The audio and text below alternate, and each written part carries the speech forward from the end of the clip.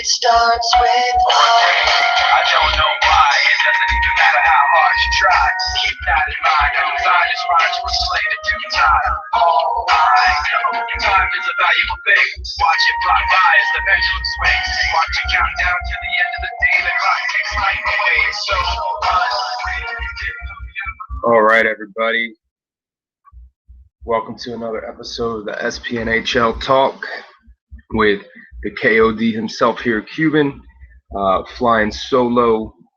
His partner in crime, the Rodney Dangerfield of the SPNHL, Mr. Get No Respect Reaper, is off tonight, spending the evening with his woman. Well deserved after the long, hard season. Time to play a little golf, spend a little time with the family, regroup. Reaper and his guys, and start from scratch. I had a 5-star and New Jersey's own scheduled a guest host with me. Those guys had to back out. Unfortunately, family stuff happens.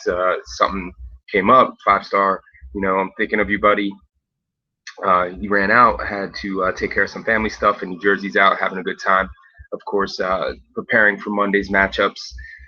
For the playoffs, and so I'm threw a feeler out there for the commish. I didn't get back to me. Obviously, I know Saturdays is time for his family, so here I am solo, gonna try to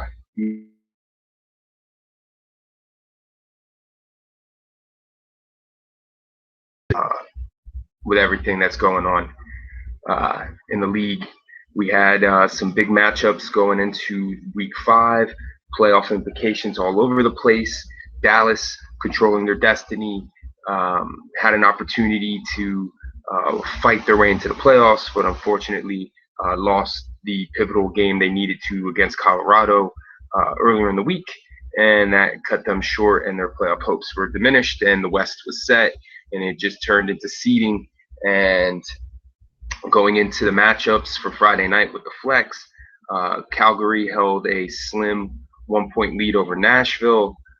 Nashville had a 1 point behind, but 2 points above Edmonton. Edmonton sitting at third, 3 points out of first for home ice, 2 points out of second, and Colorado pretty much secured the 4th spot with that victory against Dallas. Those guys were pretty much just, getting their stuff together. They've been a little shaky.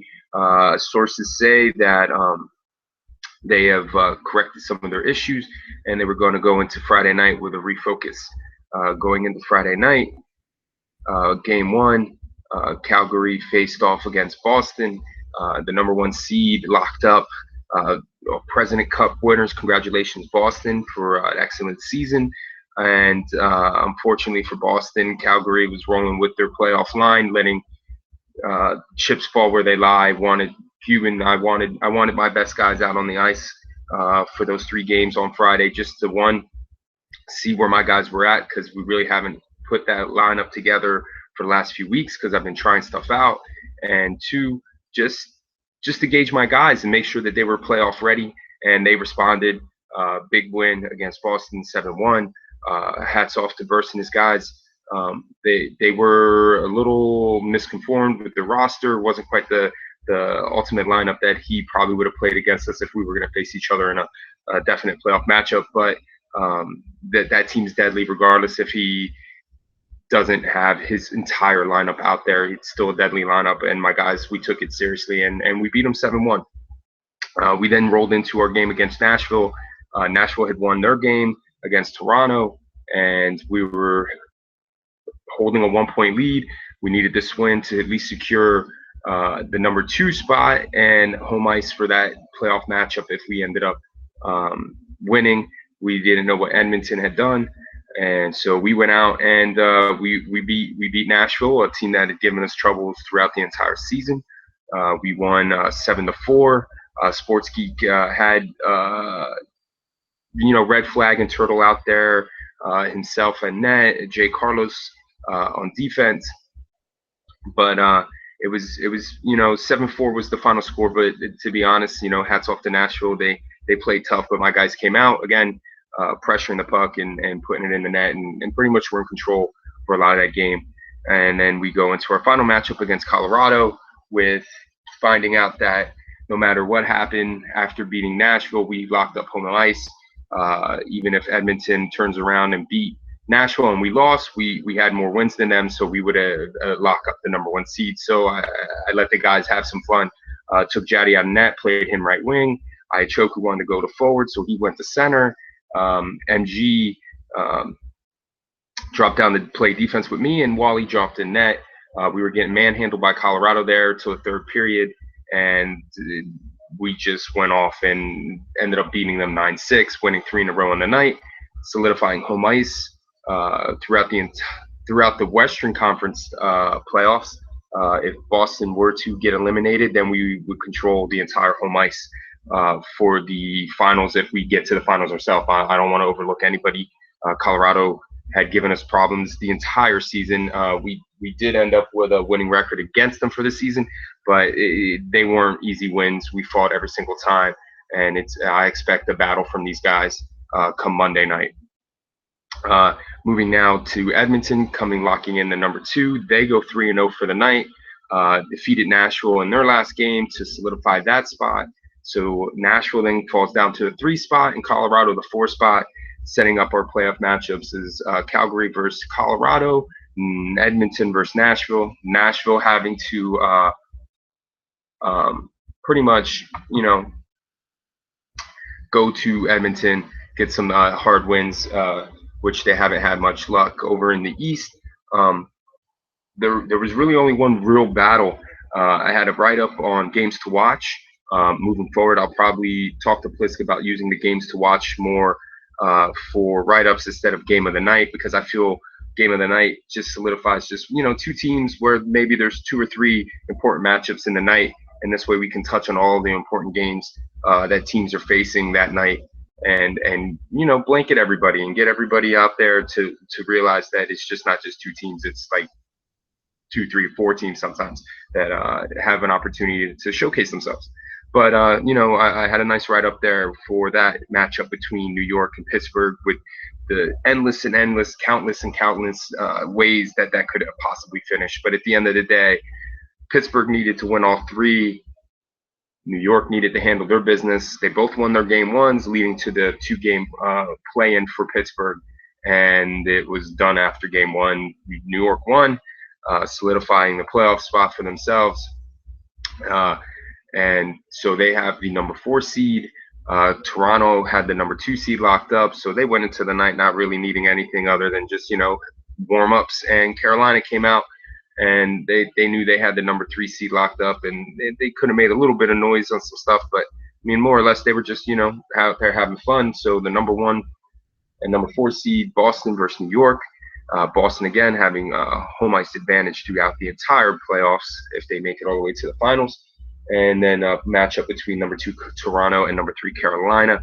That set that all up there earlier in the week, with Toronto playing some lights out hockey within the last few games there. So I'm going to break down this great season we had. All I can say is it's been truly fun having everything that we've gone through in the season, and to see some of these stats that some of these guys have put up in the standings themselves. I mean, you sit here and you kind of start breaking stuff down. Obviously, Boston 68 points, 32 wins, 199 goals forced. Awesome season. Calgary second overall in the league, 31 wins, 66 points, 194 goals scored. Edmonton 31 wins with 64 points. Nashville with 29 wins. Very, very good season for Sportsky. And then we move into Toronto with 28 wins and 60 points, and Carolina with 25 wins with 53 points. Colorado with 23 wins and 50 points. The New York Rangers, 22 wins and 45 points.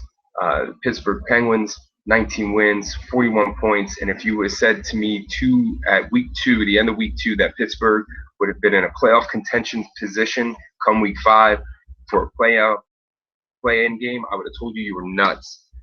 But hats off to Steelers.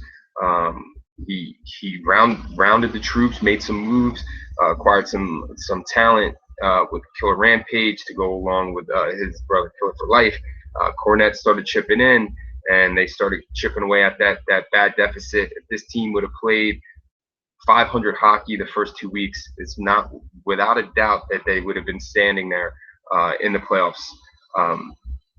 But just to touch base, I may be jumping the gun, but Steelers has said he's stepping down as GM of Pittsburgh after the season. And buddy, I sent you a message, and I mean it, man. You're gonna be missed, dude. Many messages between you and I the last few seasons, you did a great job, dude. I'm happy you won a cup last year. I was hoping you get in the playoffs so you at least try to defend it, and you just missed it. But great season, man, and hopefully everything goes well with you, and we see you back in the future. Vancouver, the most dangerous team in the last 10 games, folks. Dangerous, 9-0-1. Raj, dude, oh my God, what a roster you had built. What a team you made. Playing lights out. Literally at the bottom of the standings, Vancouver was sitting dead to rights with Philadelphia battling for worst team in the league. No offense to Philly, nothing but love. But Raj came in, turned it around, ended up with 17 wins and 39 points. And if they were in the East, they'd be contending for a playoff spot. In the West, they're too little too late. But the way they were playing, if they were in the playoffs, nobody wanted to play them. I'm telling you right now, they would have been my pick for the cup run. That's how hot they were playing. Raj stays and has some key pieces. Watch out for Vancouver next season if he doesn't move them from Vancouver to somewhere else. Great job, Raj, man. Kaz, battling with his Chicago guys. I want to say they limped down the finish, but I mean they played some solid hockey. They did go, I think 3-7 down the stretch. Let me verify that. I don't want to misspeak. I apologize. Yes, went 3-7 down the stretch, but I mean it was a tough battle. They had some ECU issues. And guys not showing up on them, which I couldn't understand because that's a solid team with solid players. But I mean, he did a great job his first year taking over an established team like Chicago with Jay Scott still on the roster, and good job for you, Kaz, to finish that out, brother. Then we have Dallas coming in with 17 wins and 35 points, losing their last 5 in a row. And then Montreal. Reaper, he pretty much packed it in, going for broke. Tried to play spoiler, but ended up, losing his last 4. And then Philadelphia, the darlings of the entire SP season, finished strong with a 4-5 last 10 games. They were 4-5-1, 9 wins. They were sitting barely with 3 or 4 the entire season, and they finished off strong with 9 wins. Great job, 5 point for keeping it going, man, and having it and getting that done. It was really a strong finish for you in the season, man. So with the standings being said and a great finish by the teams, I want to try to go over these playoff matchups. The first one, I'm going to go in the East first, is Boston versus New York. 1 versus 4. Boston is 4-0 against the New York Rangers this season. And with that, I don't want to say they really dominated. I mean, the first game they played, Boston won by a score or 3-2. So it wasn't a complete and total, whooping. But, the rosters are completely different at this point. Later on in the season, their second matchup, Boston obviously won again by a score of 3-2. They played one more time after that, and it was January 2nd, another 3-2 victory. And then They just played one other time, and Boston won that one 5-3. And it was, all close games. The Rangers obviously made some moves. They've gotten some chemistry. Honestly, with the biggest question right now for Boston is goaltending and availability. It's come to the playoff rosters time. So really, if you break down the rosters, he has Duji and Bundy in net, and then from there, he's got, of course, the all-star studded defenseman of Steel City, Plastic, Doug, and Cocaine. Obviously acquiring Cocaine and Doug during transactions. So he's added some depth there. But up front, it's just pretty much him and Smitty. Outside of that, of course, Doug can obviously play forward. Bundy can also play forward. But that then puts them out in net, as they only have Bundy and Duji right now. I mean, he can put his brother Steele in to play some net for him, but at the end of the day, you're looking at a roster of defensemen now. He has 4 defensemen. He's rocking 2 forwards and 1 natural goalie. It's going to be tough availability wise if one of his guys end up not making it, trying to find the ECU for the playoffs, and then having chemistry with that stuff. The Rangers have a shot. That's what I'm getting at here, is if Boston's top line, top guys can't play, there's going to be issues for Boston in this series. Obviously, everybody has to play in the playoffs at least one game. So there's going to be one game where these guys that haven't played but are playoff eligible have to get at least a game in. So Burst is going to have to figure out his lines and stuff and get everything going for that. But as for the New York Rangers, I mean, their roster has some depth to it, and mixing up the lines and everything has given New York a little bit of an edge here. I mean, he has Wade, Maj, and played some D, Dangles, and T himself has played some defense as well, along with Dangler. Then, of course, you have Miguel, Stud, T himself, Dizzle, Dangle, Frank Jones, Frito. He's got El Rookie. He's spread out his guys a bit here. He's got some depth. And then in net, you got El Rookie and Kamikaze. You can't see me, Kamikaze. Solid goaltenders. New York is poised for an upset here, but the question again comes to availability for Burst and having to get those guys in positions to at least get the one game out of the way for himself, and then hopefully his other guys being able to show up that have been helping him lead his team to that President's Cup. But as much as I see an upset possibility with the Rangers, it's hard to go against Boston. They've dominated the East the entire season. Really, the only problems Boston ever have are against the Western teams, except for Friday night where he had an issue with guys not showing up, having to get ECUs. First had to having to play net. So, I mean, those 3 losses, you chalk it up. But, I mean, prior to that, if you were in the East and you had to go against Boston, you were going to lose. I mean, all these playoff teams against Boston, take away from Friday night, they've only beaten them 3 times, and the one team that beat them isn't in the playoffs. So they've only had 2 losses against the 3 playoff teams that are still left. Hard to go against Boston right now with that stat in front of me, and they're 4-0 against New York throughout the season.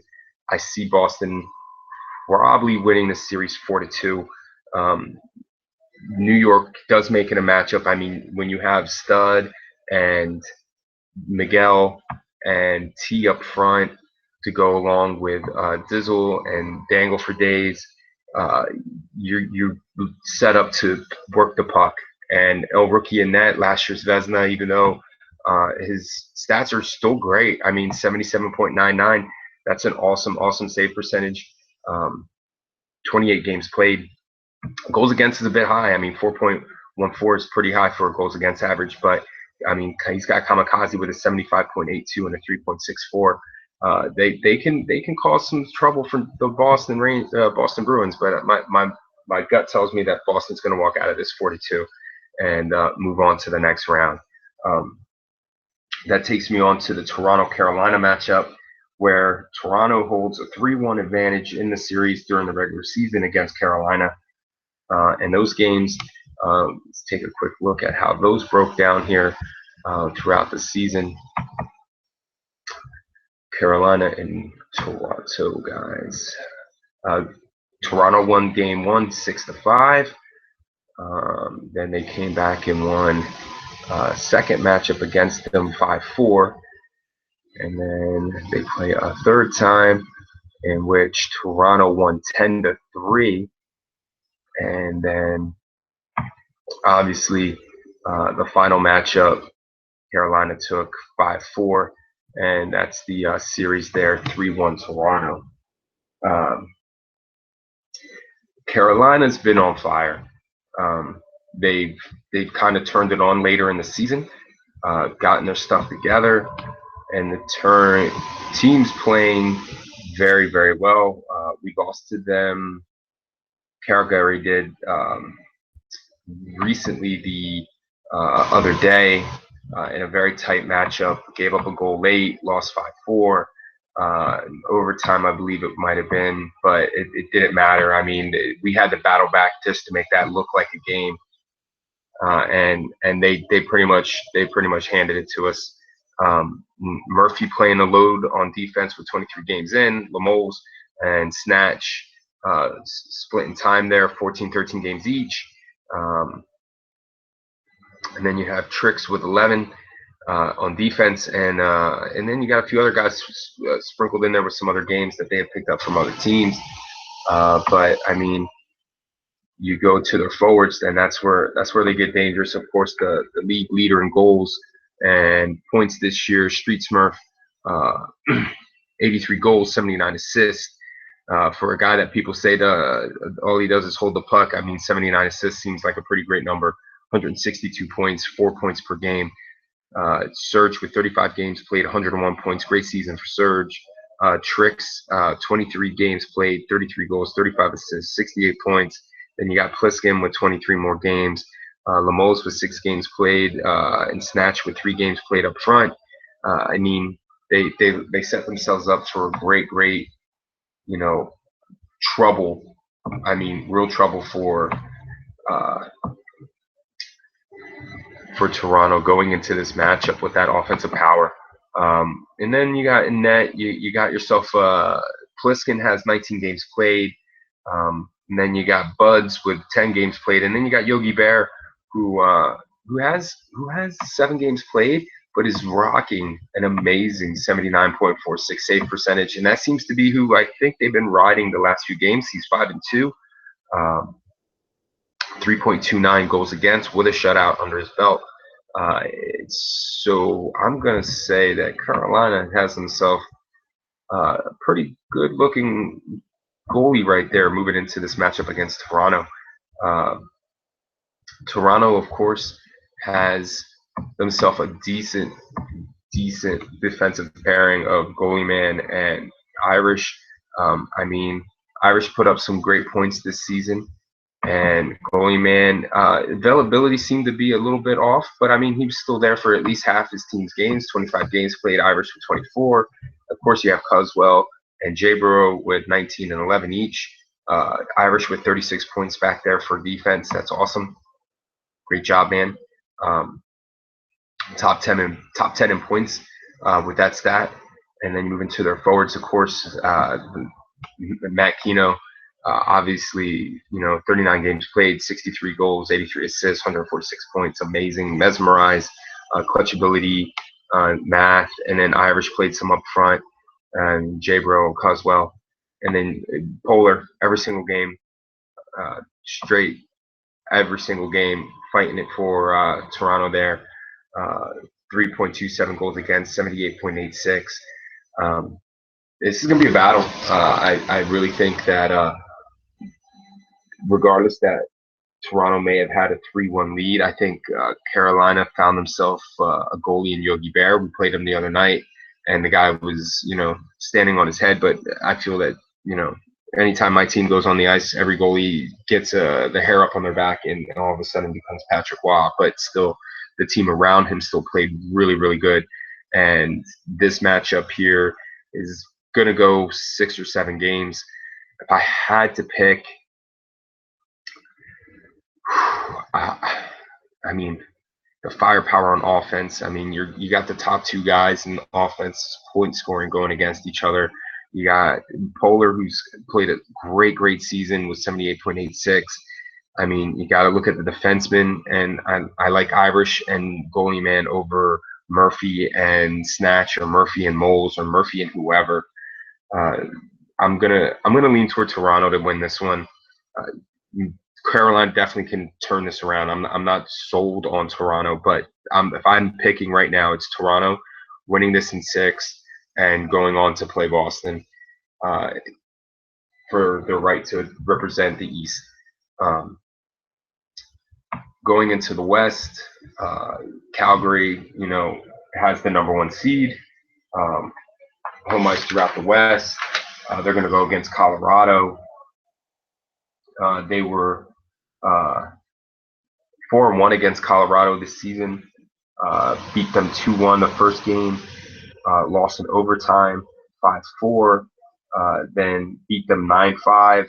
Beat them 3-1, and then beat them Friday night 9-6.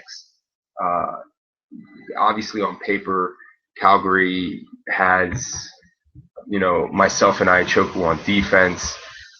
Pretty much all season it's been us two, and then we have Kane of Canada we acquired, chipping in. Ichoku fighting for a Norris. I mean, 48 points. That's second in the league.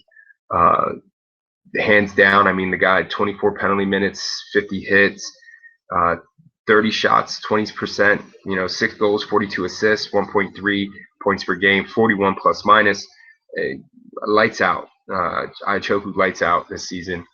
Definitely up for a Norris this year. Going to be a very tough conversation come awards time. Not to want to put Ichoku and hand him that trophy, in my opinion. Of course, it's my team, and I may seem a little biased, but I'm being that honest. And everybody who's played against my team can easily look at these stats and look at what's been done on the ice by Ichoku and realize that he was, if not one of the best defensemen this season. Then myself with 38 games played, 6 goals, 29 assists, 35 points, 43 plus minus, 36 penalty minutes, 36 hits, and then Kane coming in over from Carolina, 14 games played, 3 goals, 9 assists, 12 points, and then MG's game, and Killer had a game for Calgary back on defense. But it's pretty much going to be Ichoku and Cuban in the playoffs with Kane in there for his game or two, depending on the availability of Ichoku and myself. Up front, Wally, 32 games played, 33 goals, 60 assists, 93 points. With True Legend coming in with 88 points, MG with 55 points through 20 games, Paul Killer with 33 points through 16 games, and then Crix with 18 games played and 26 points. Player didn't meet the playoff roster game limit. His availability was already known to me, wasn't going to be really, really great, had some things going on. He's my first ECU off the bench immediately. The guy's going to be ready for playoffs if I need him, if somebody can't make their game time. But he definitely contributed big time. I mean, the guy had 18 goals, 12 assists, 30 points, 2.7 points per game for me in just 11 games. I would have loved to have played him another 11, 12, 13 games if he was available. In net, Jaddy, 39 games played. Tells me this was his worst season. Only faced 491 shots, 386 saves, 78.62. Very, very solid. Isn't Vesna style save percentage for Jaddy, but I mean 105 goals against and 2.69 goals against. Average through 39 games. Second best in the league, best in the league in my opinion. The guy in net is lights out. So That rolling into a matchup with Colorado, who recently is just trying to find their footing, trying to find their steps here. With Mikkel on defense, 31 games, Eggman with 26, Smash, 16 games played back there. All great defensemen, Egg, Mikkel, Smash. Obviously, I've played with all of them alongside Eggman, alongside Smash. I never believed that me and Mikkel played again. I played against Mikkel. I haven't played alongside Mikkel, but even playing against him, the guy's a demon, blue line monster, and very tough to get past. On forwards, of course, Ethan, subpar season, a little off character, but very, very solid through 28 games, 26 goals, 47 assists, 73 points. It's partner in crime, Ivan the Great, 28 games played, 28 goals, 34 assists, 62 points. And then Chief Trout chipped in there with a whopping 57 goals, man. Great job this year, bro. 35 assists, 62 points. And Smash and Grab, drew in 21 games along with his defensive performances back there with 27 goals, 15 assists, and 42 points. And Dynasty, 13 games played, 9 goals, 17 assists. Did he play any defense? Yeah, so he will be playoff eligible for them with 4 games played up on defense. And then over here in net, I mean, hands down, the front runner for the Vezina visual skills, man. Was a big surprise, early draft pick, and kind of taken back with Colorado selecting a rookie like this. But I mean, obviously, Egg did his homework, knows this guy came out to play, 454 shots allowed at him, 365 saves, 80.4 save percentage, only 89 goals against, and a 2.87 goals against average with 4 shutouts.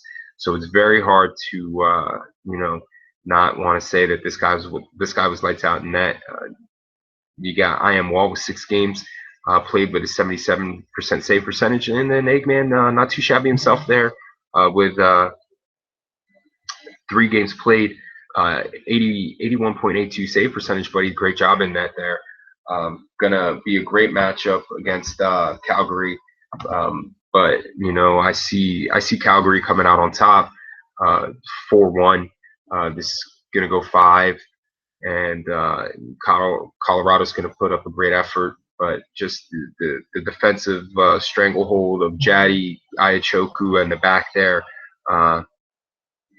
and just pretty much, Wally with true MG, it'll just be, a lot of firepower up there and defensive play.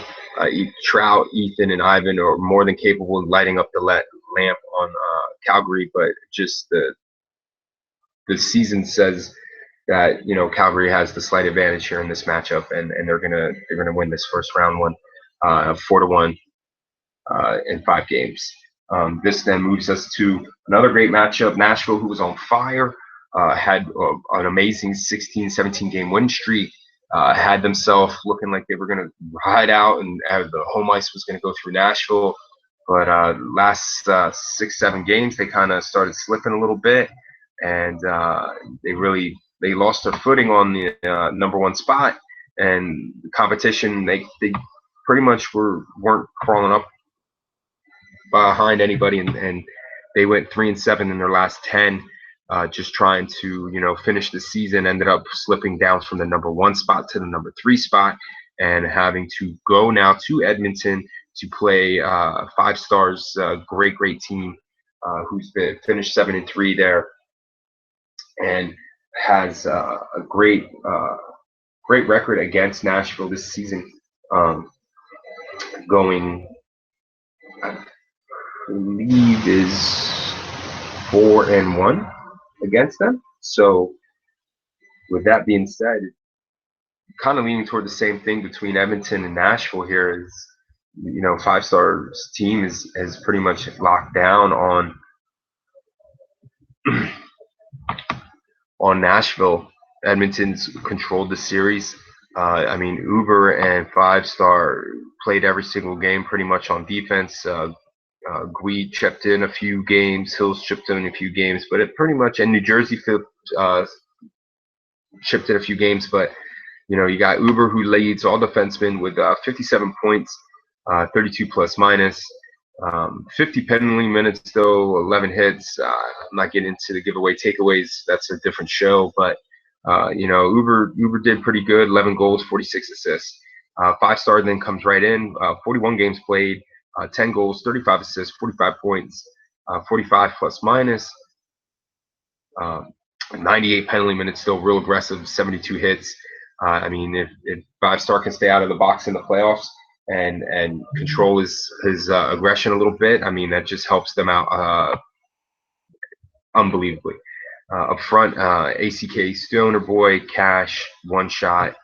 We just spells trouble. I mean, across the board, talented. Cash, I mean, won a cup, 33 games played, 36 goals, 31 assists, 67 points, one shot. I mean, the guy stays focused. There's trouble there. 38 goals, 41 assists, 79 points. Stoner, solid all year. If it not for Matt Keno, absolutely in the talking for Rookie of the Year. 38 goals, 37 assists, 75 points.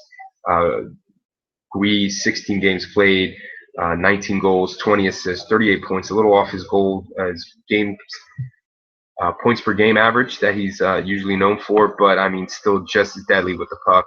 Uber chipped in there with 6 games played, 7 goals, 16 assists. I don't think he'll see much at forward though in the playoffs. And then we'll go into these goaltenders here. New Jersey's very own. Only 14 games played in net. Just recently getting back, but the guy's on fire. I mean, I played a few games with this guy, and as advertised, last year's Rookie of the Year, without a doubt, would be in talking if he had some more games played for Vezina. Putting up the stats that he's putting up, even if you add 10 more games to that, I guarantee his save percentage would still be at least 80 and a half, 2.0 goals against average. The guys as advertised. Vandos, solid 18 games played, 76 save percentage, 3.44 goals against. But when you have Uber and a 5-star, and then you have Cash, One Shot, Stoner sitting up front, I mean, it makes it easy being a goalie. You just got to do your job, be in position, not overplay. Edmonton's really controlled these matchups against Nashville. I mean, they won 6-0 against them, 7-3 the second game. They did have a 4-1 loss and then beat them 3-2 in a very competitive game when Nashville was, really up and running. But Edmonton's kind of controlled it. I mean, it really comes down to what Sporty Spice here, Sports Geek puts together for lines against Edmonton. He's got Niner and Shane, 26 games played each, 39 points for Niner, 26 points for Shane. Then you got Jay Carlos with 8 games played, Copley, XST Copley with 7, and Pete played 1, and Caliber played 1. Up front, of course, you got Red Flag, Pistol Pete, and Turtle. That's the money line. That's his 1, 2, 3. I mean, those guys put up some amazing points. Turtle, 3.7 points per game, 29 games played, 63 goals, 45 assists, 108 points. Pistol Pete, great season, bro. 30 games played, 39 goals, 63 assists, 102 points, 3.4 points per game. Red Flag, 34 games, 32 goals, 42 assists, 74 points, solid 2.2 points per game. But Red does so much more defensively as a centerman that his points doesn't portray what style of person, what style of play he has on the ice and how important he is to Nashville, in my opinion. Absolutely big addition in the draft there by snagging him up. And then we have Money Hands with 13 games played, 10 goals, 15 assists. Caliber with 17 points through 5 games. I don't know if Caliber's gonna be on the playoff roster. Let's see, he has some 12 and 5. Yep. He's got games played in net, so that he'll be on the playoff roster. Shane's obviously on the playoff roster. I don't think Copley is going to be on the playoff roster. Only 8 games played. Yes, 8, 9. No, there it is, 15. Yep, 8 and 7. So he's on there. So yeah, he's got himself some forward depth there a little bit with with Caliber and co-playing Jay Carlos. Uh, hasn't played any forward. I'm sorry. Shane cosplay and Caliber and Money Hands. And in net, I mean, Sportsky didn't monopolize the net. Pretty much spread the wealth. He had Jay Carlos play some games for him. Of course, Sportsky, majority of his team's game, 27 games played, 77%, 3.41 goals against average though. And then Caliber, 12 games played, 83%, 83 save percentage with a 2.50 goals against. Might be the hand he tilts for in this matchup against Edmonton, maybe game 1 and game 2 to see how it goes, and then put himself in game 3, or maybe just right Caliber the first 3 games. I don't really know. I haven't really talked to Sports to see what he's thinking about goalie-wise for his roster. I mean, just looking at everything, knowing what their history is. Speaking with 5, though, I mean, his team's really got Nashville's number. That can really, carry a lot throughout the season in a matchup. And I really think that Edmonton is going to win this 4-1. As much firepower as, Turtle and Pistol and Red have, at the end of the day, you got Cash, you got Gui, you got Stoner, and you got one shot on the other side to counteract that. And then you're adding in 2 all-star defensemen with 5-star and Uber, who've dominated pretty much this team throughout the season. I'm going to go Edmonton in this one, setting up matchups, hopefully to talk about through this week of Boston versus Toronto and Calgary versus Edmonton, Final Four, in my opinion, which, I mean, I know I picked Edmonton and Carolina at the draft, after the draft, looking at the rosters, and it could still be that. I mean, absolutely, Carolina can upset Toronto and take that. I just, I'm just leaning that way due to Irish and goalie and Polar. But, Serge can easily have Carolina sitting right there in the Final Four come my next show for playoff matchups. As I said, I'm not going to do any write-ups for the playoff matchup stuff. I'm pretty much going to pop a show in, do it like I'm doing now, post it up, let everyone get the link to it, and they can come and listen to, review of the last series and breakdowns for the next series and everything like that. This leads me to our power rankings for the end of the season here. I have screen share here for you guys. Sorry about that. Here we go. Week 5 breakdown. Calgary, number 1 spot, finishing strong, beating Boston, beating Colorado, beating Nashville, finishing on a nice little 4-game win streak, going 7-3 in their last 10 games, establishing home ice throughout the West, jumping up there. Boston slipping down, losing their last 3 games. Then, they may have won the President's Cup, but, I mean, they did lose 7-1 to Calgary the last night of the season with a decent lineup, and Calgary jumped them. Edmonton jumps up 1 spot to finish the season 3rd overall. And then Carolina, again, strong finish, comes right up, jumps into the number 4 spot. Toronto stays even keel at the 5 spot. Dropping big down is Nashville, of course, finishing 3-7 on the week, and then in the last 10 games, and then losing their last 3 puts them in a position that there are down here, sitting in the 6th spot. And 7th, we got New York Rangers jumping up, solidifying that playoff spot. Then you have Colorado dropping down 2. Pittsburgh staying even keel. Big mover Vancouver moving up 4 spots to the number 10 spot. Great job again by Raj and his guys. Chicago just slipping down 1 spot into the 11th spot. And then Dallas, who had been on, semi-good run, going 7-3, goes 1-8-1 their last 10 games, drops them all the way down 5 spots to the 12th spot.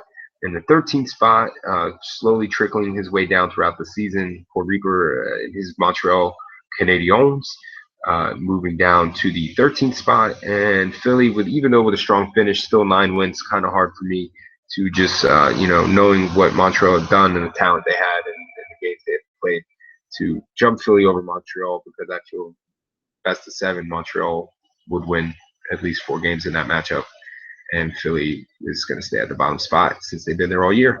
No, that's our last power rankings.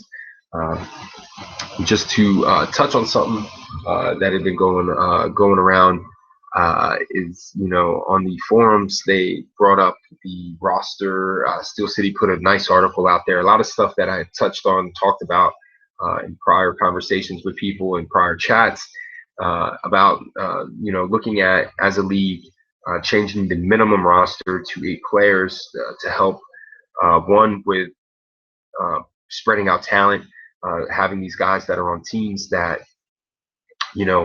are not getting as many games played because of having to at least rotate the guys, and then putting more teams into the league instead of having like 12, 14 team, maybe going 16, 18, 20 teams with 8 guys per team, and still having free agents. I mean, still giving the GMs an opportunity to keep 10, 11, 12 guys if the salary cap allows it, but just expanding the league and getting into more from season 20 with the divisions and everything like that. I really enjoyed that. And the conference play. And I mean, there's some people that say that, thinning out stuff may not be good, but I mean, I'm still pushing for 8-man rosters just for the basis of, simplifying teams, getting more to expansion, giving more guys that wouldn't normally have a opportunity to showcase themselves with 3 games a week. I mean, you do see the points per game and stuff, but I mean, them on another team could end up helping them win a cup. And we would never know that because here they're buried on a roster with a bunch of familiar guys that have great chemistry together, who aren't maybe the best in the world, but I mean, they put up decent stats and they win games. They know how to win. And now you can kind of take that guy, put him on another roster that he can help build that roster and be his own man on that roster to then develop the league into a little bit more of a deeper league, roster-wise, with more expansion by going to an 8-man roster. So, again, great season, everyone. I appreciate everyone that listens to the show, everyone who's tuned in and given me and Reaper great feedback. And I'm just, honored to have been given the opportunity to share the league on the source of YouTube. Thank you again, Kaz, for showing me how to get this stuff up and running. And thank you, Pliss, for letting us, be a part of the league and do what we do, man. It's a lot of fun. And I just hope that we keep it going. And good luck to everyone who's in the playoffs and the teams that missed the playoffs. Hey, you know what? There's always next season.